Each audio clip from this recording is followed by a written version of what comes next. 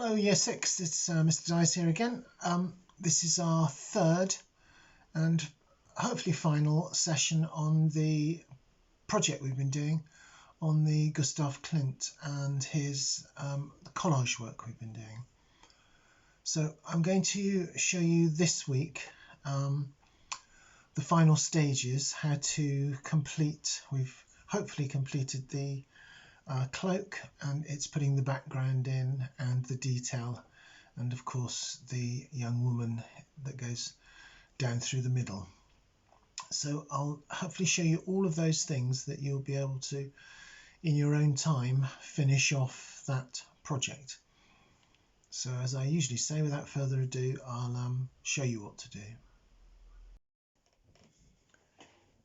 So here we've got the final piece that's been constructed with the cloak, the background, and the figure of the woman that goes down through the middle, plus the man's head here at the top of the cloak.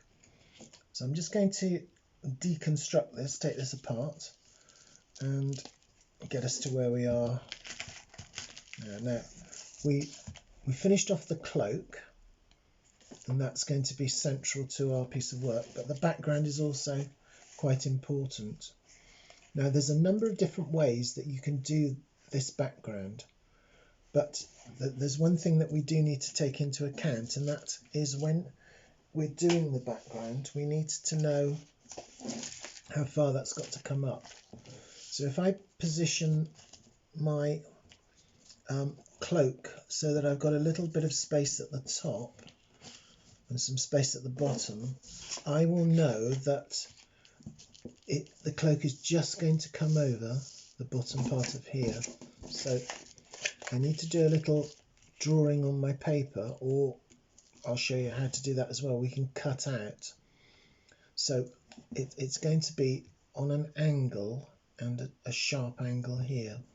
So if I take that away, this is how our background is going to look.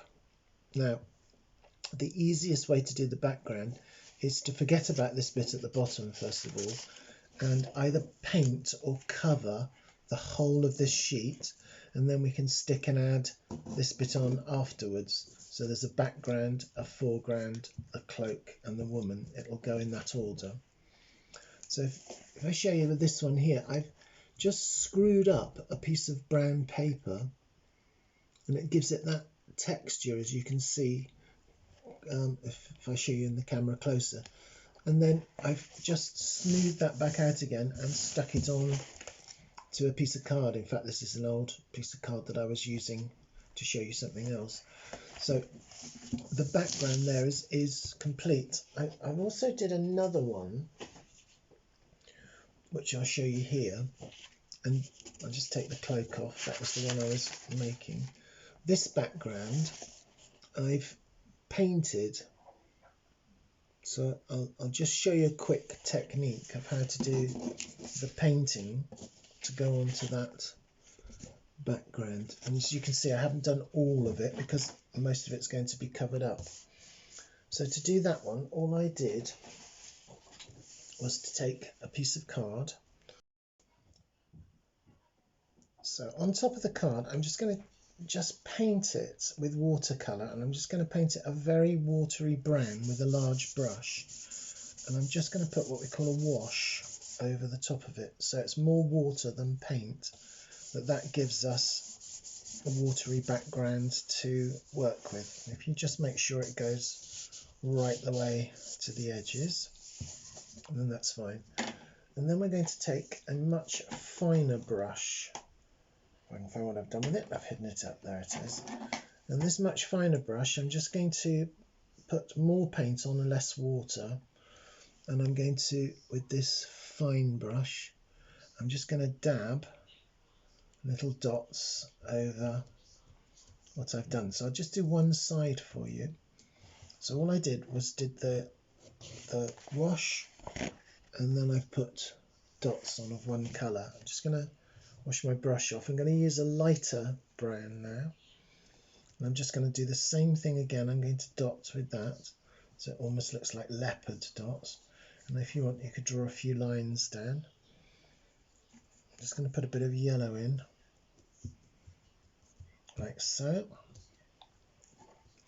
Now, it's as simple as that. So all I've done, I've put just random dots of 3 different colours, some little lines coming down, and now, and I need to do this quite quickly, I'm going to put quite a lot of water on my thick brush, and I'm just going to brush that down, always down the same way. So I'm just going to put water on, brush it down the same way, and that will give us, hopefully, the desired effect of that background, which is a sort of a mottled background. So you've got the 2 different ways of doing that.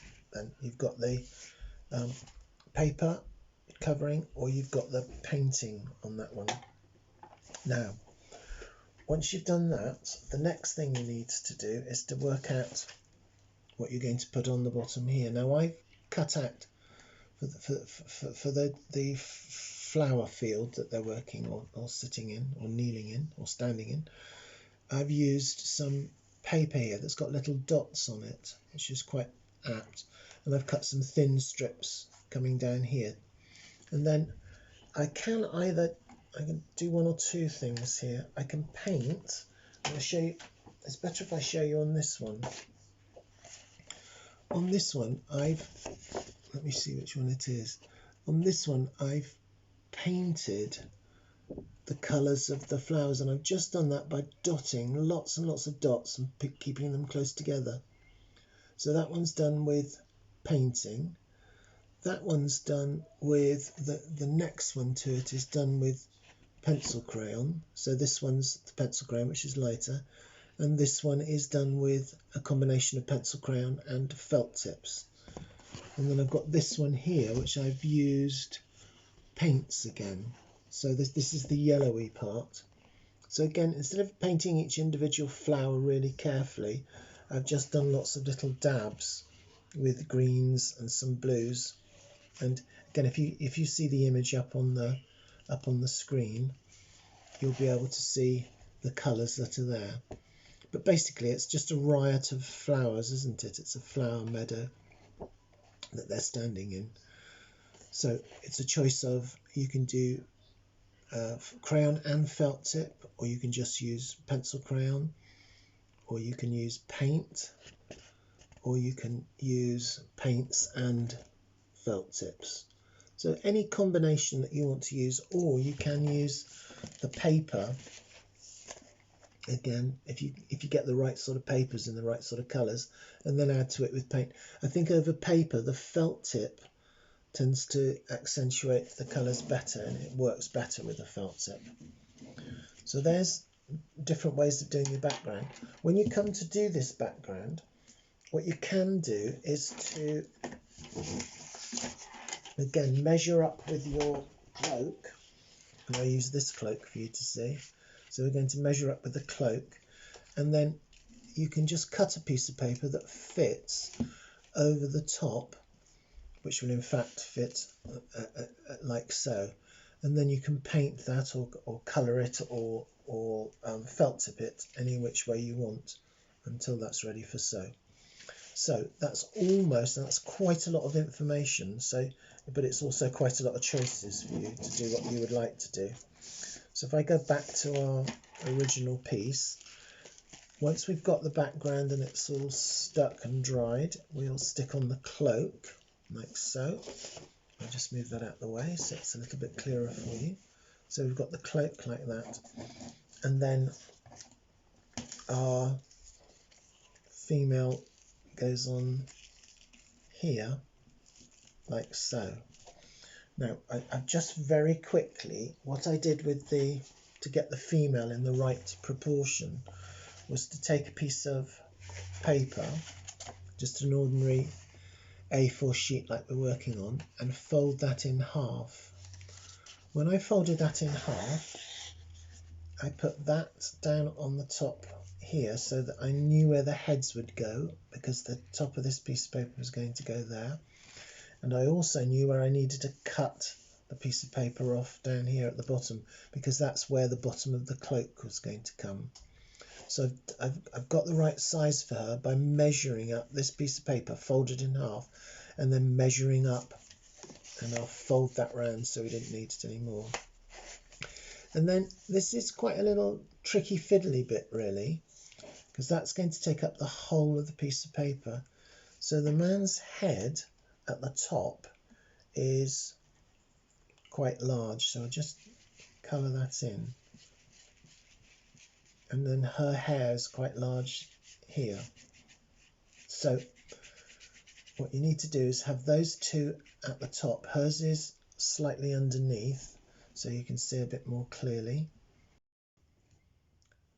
So by having folded the paper like this and putting the heads at the top, we know that her feet are going to come right down here in this bottom left-hand corner. So that will give us, once we've drawn the feet, it's fairly easy to do this part of the body because it's long and thin. And then this got this tricky little elbow bit that comes out here and comes back. So you might have to draw that 2 or 3 times. And if you look at the photocopy you've got, it'll give you an idea of the shape of the body. And then once you've got the body, cut it out, and then you can stick on different papers or paint, or paper and paint, or paper and felt tip, because that's going to make that female figure stand out. So once you've got your female figure done, then that really is the last thing to be stuck on. And if you find the face details difficult, just sort of smudge it and leave that so that it's the collage is the main thing that we're looking at.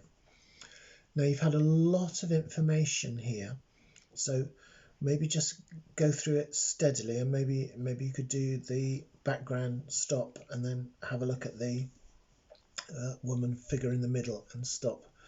But I've given you all that information so that you can have all of that at your fingertips, as it were, to enable you to finish off this project.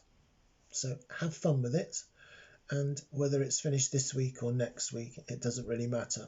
It'll be finished before the end of term. So thanks for listening, and hopefully see you on Zoom later on.